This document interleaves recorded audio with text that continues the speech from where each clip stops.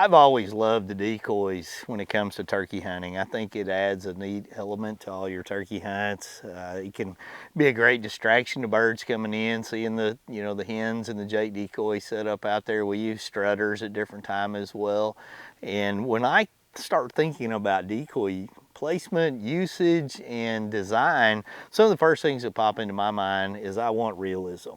This Cabela's Pro Series that we're looking at right here, I mean, it looks, they've got great detail, the raised feathers, the iridescent colors, just the entire design of them.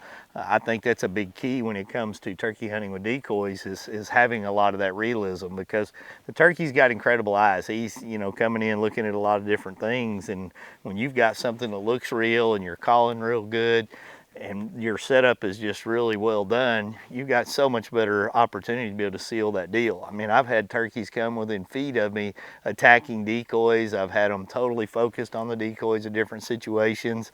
And once I saw this new lineup, I really was impressed with it. And some of the things that impressed me was the stake. The stake storage system on this is really neat. This is going to be the upright Jake. He's going to look real dominant out there, and compared to these two hens that are kind of in a feeding, breeding position. The stake is a little longer on this. It features some rubber grommets up here that's going to allow you to be able to adjust the height that you want it. It's going to be very durable, very tough in those situations where you're trying to drive it in the ground where it's dry and you can't get it into the ground. And it's also going to fit nicely into the hole on the bottom of these right here, so that when you get a little bit of wind, the decoy is going to have some lifelike action, because those turkeys are, a lot of times they're moving and wiggling around, whether they're in the feeding position, the breeding, or the Jake's kind of, observant to these hens, hoping to breed them. And so when I deploy these, it's a very simple scenario. You're just going to push it down into the ground. You move these grommets to whatever level, and then you, once again, you use that hole on the bottom right here, and you put it on.